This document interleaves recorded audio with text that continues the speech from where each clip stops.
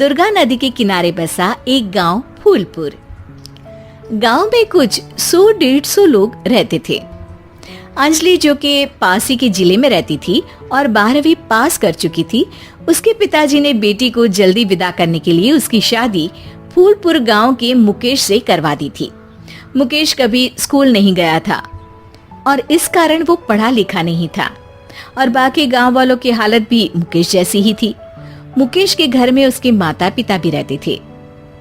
सासू माँ, मैं बाहर मंदिर तक जा रही हूँ, आधे घंटे में आ जाऊंगी।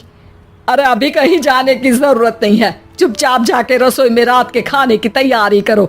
और ये घूंघट क्यों हटा लिया है तुमने? क्या पता नहीं कि इस गांव में औरतें बिना घूंघट के नहीं रहती?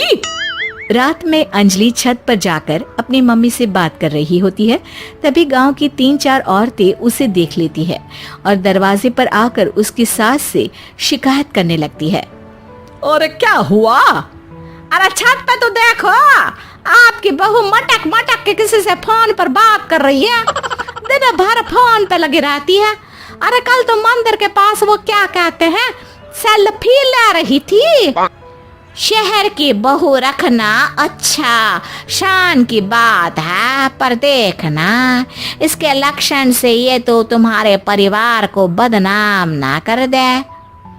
ये पहली बार नहीं था जब सास से गांव के लोगों ने अंजलि की बुराई या शिकायत नहीं की हो। अब तो ये रोज की बात थी। अंजलि ये सब सुन लेती है। जब वो नीचे जाती है तो मुकेश भी वहां आ जाता है।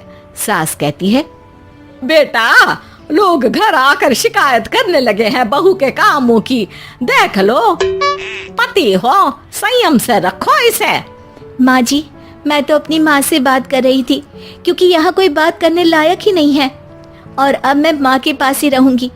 वहाँ क्या रहना, वहाँ बाहर के लोग तो ठीक है पर घर के लोग भी इज्जत ना दे सके। अरे नहीं नहीं अंजलि, ऐसा नहीं है, धीरे धीरे सब ठीक हो जाएगा, तुम फिक्र ना करो। अरे बस कुछ बोलना ही नहीं है, सर पे चढ़ा रखा है बहू को। सास मुकेश की नरम बात सुन के वहां से मुंह चढ़ाकर चली जाती है। मैं तो कहती हूँ हम दोनों शहर चले जाते हैं। मैं पढ़ी लिखी हूँ, मुझे वहाँ नौकरी भी मिल जाएगी और थोड़े दिनों में आप भी वहाँ कुछ काम ढूंढ लेना। अरे नहीं नहीं अंजलि, हम यहाँ ना गांव का खेत, माँ पिताजी को छोड़कर शहर नहीं जा सकते। माँ पिताजी को कैसा लगेगा और गांव वाले क्या सोचेंगे? ये कहकर मुकेश सोने चला जाता है और अंजलि की गांव वालों द्वारा बुराई का सिलसिला बहुत दिनों तक चलता ही रहता है। लेकिन अंजलि गुस्सा ना दिखाते हुए समझदारी से काम लेती है। बारिश का मौसम चालू हो जाता है। जोरदार बारिश से पूरे गांव में हाहाकार मच जाता है।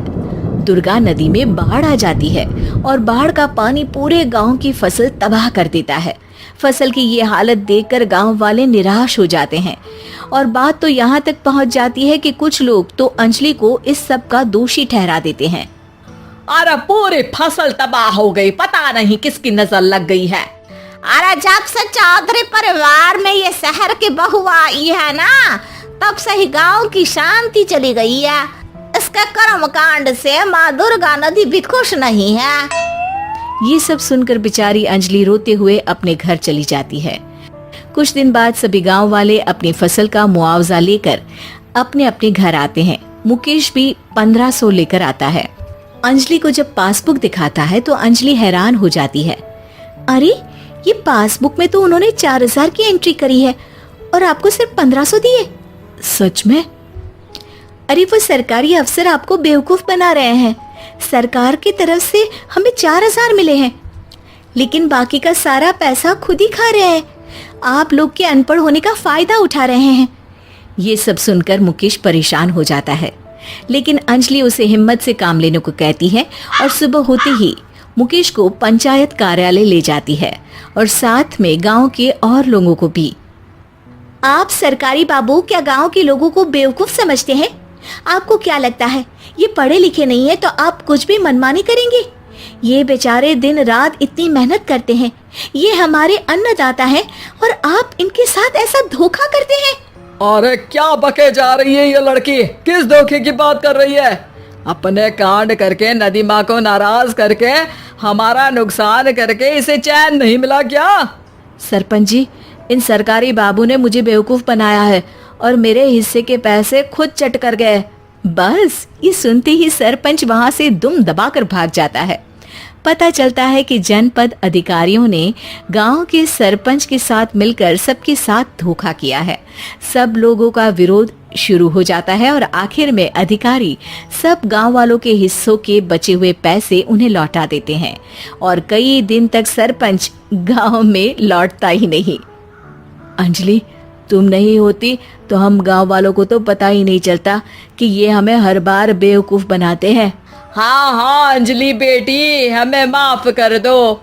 हम सब तुम्हें बुरा भला कहते रहे, लेकिन तुमने ही आज हमें बेवकूफ बनाने से बचाया है। हमें तुम पर गर्व है बेटी। अब समझ आया कि सरपंच तुमसे नहीं, तुम्हारे पढ़े लिखे होने से नफरत करता था। क्यों ना इस बार हम अंजलि को ही सरपंच पद के लिए चुन ले? क्या कहते हो गांव वालों? पढ़ी लिखी सरपंच। बस पूरा गांव अंजलि के लिए ताली बजाता है और अंजलि की सास उसे खुशी से गले लगा लेती है।